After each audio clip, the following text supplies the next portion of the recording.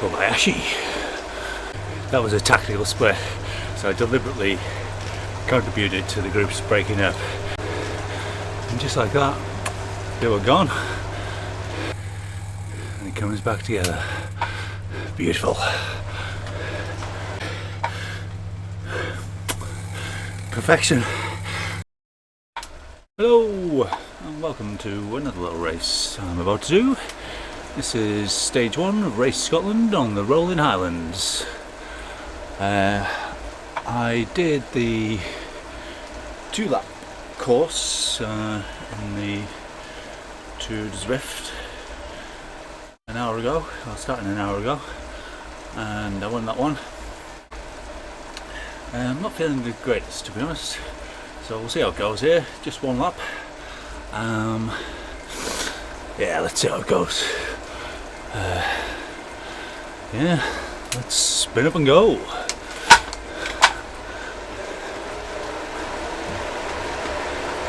And as they head off at quite a lick down the hill, I'll fast forward a bit.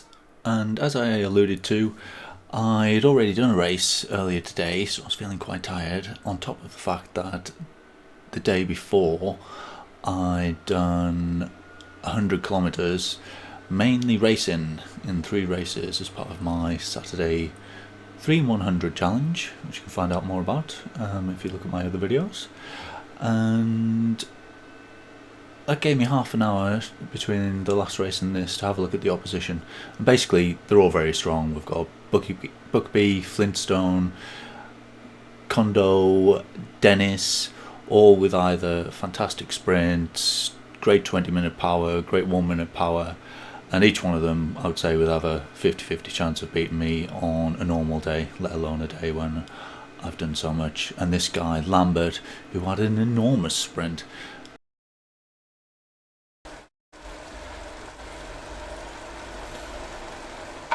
Okay, so truck is probably my favourite for the finish,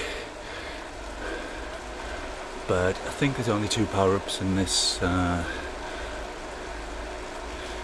race, and the aero not being a disaster, and me being quite tired,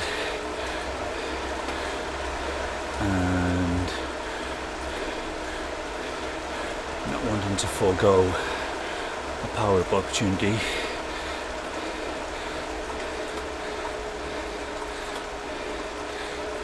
I think I might use this on the first go.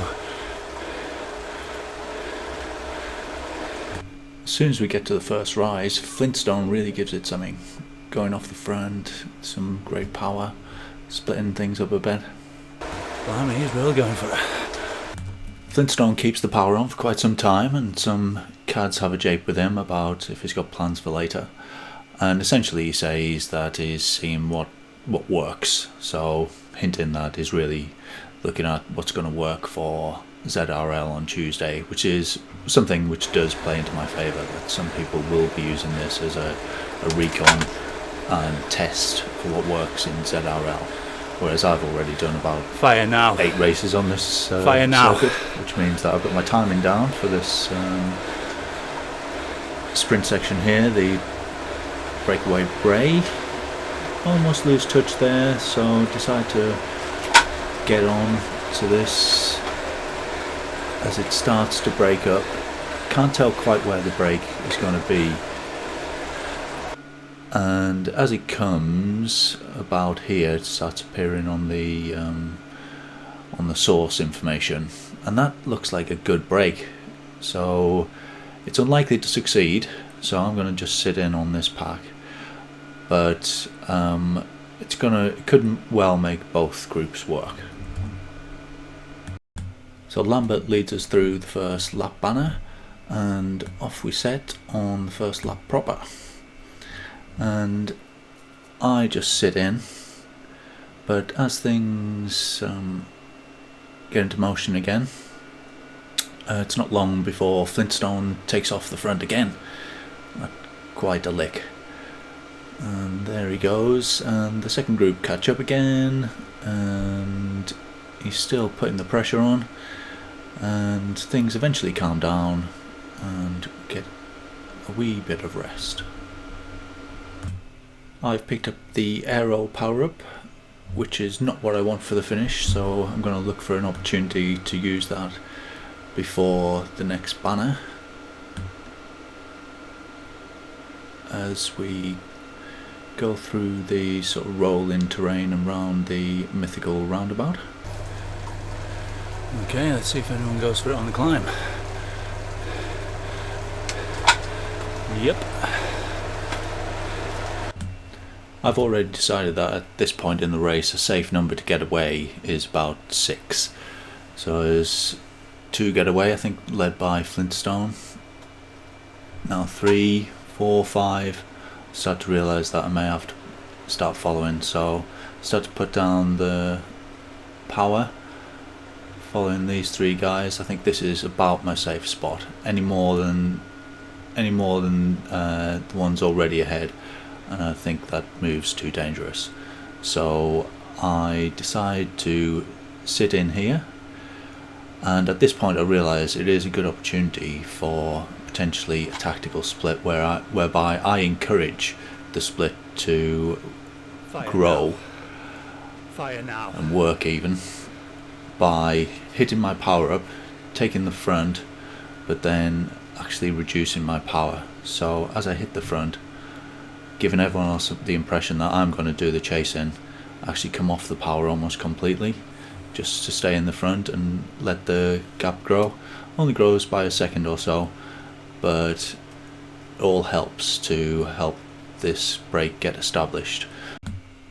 I've got Lambert, Kobayashi and Kondo with me, so my hope is that they'll do the pushing in the rear group and burn themselves out a bit, and those up in the front, who are obviously strong riders, will push to try and stay away.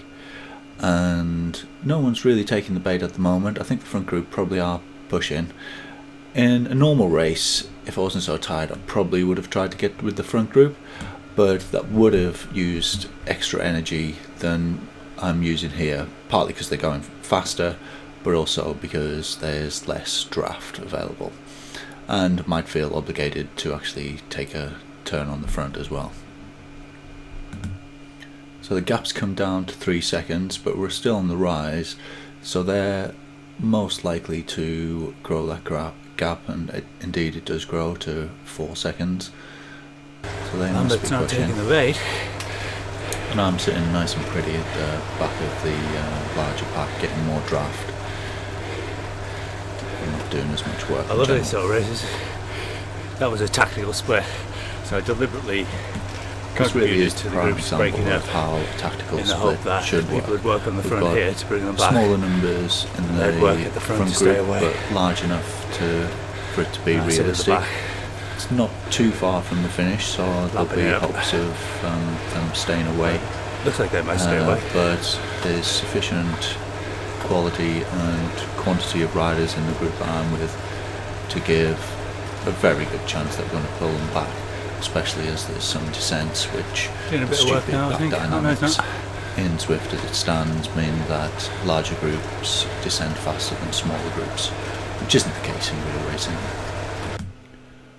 And Dennis, Kobayashi and Lambert do eventually come to the front and start doing some work, so largely mission accomplished as we go through the power up banner, and I get the truck, which is where I wanted.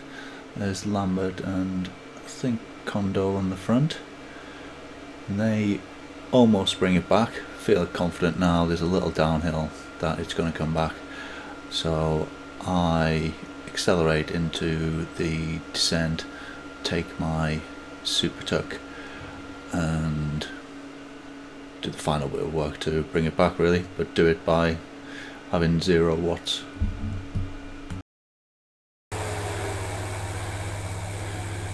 Lambert with the super tuck.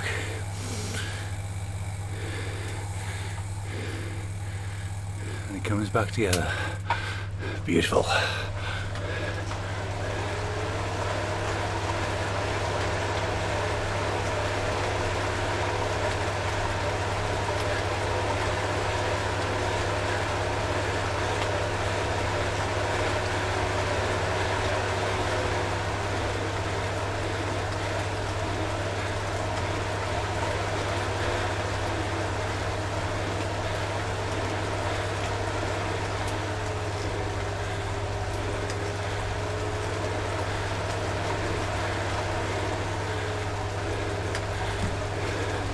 start to look the tiniest bit smug in a moment, which I apologise for, but it's the only explanation I have for this weird smile that I get as we're coming down the corkscrew descent.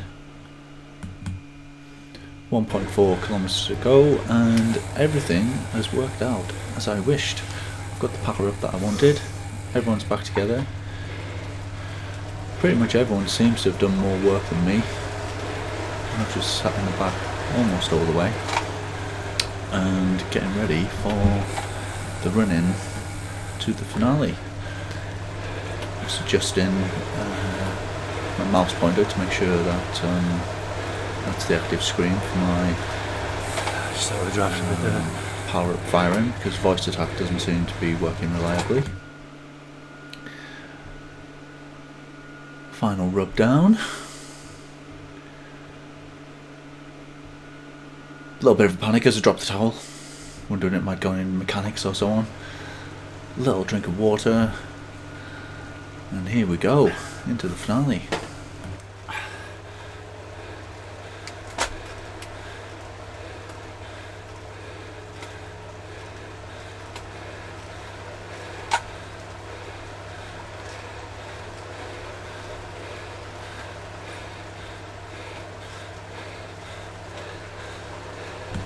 With the draft power up, I really want to follow the wheels of those who are using the aero and really sprinting off, especially on this lower bit.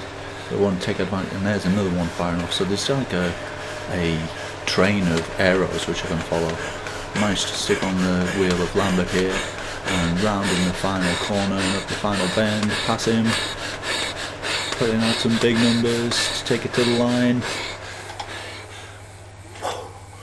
Come on!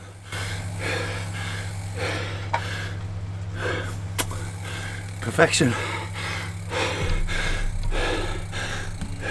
I'll take the win, and with the lowest power of anyone in the front group, including Lambert, who's a heavier rider. So I'm absolutely delighted with that when a plan comes together. Really, really happy. Okay, cheerio, bye. Oh, this is the first video that I've done that I'm proud enough of to ask you to like, subscribe, and hit the bell button. So, go on.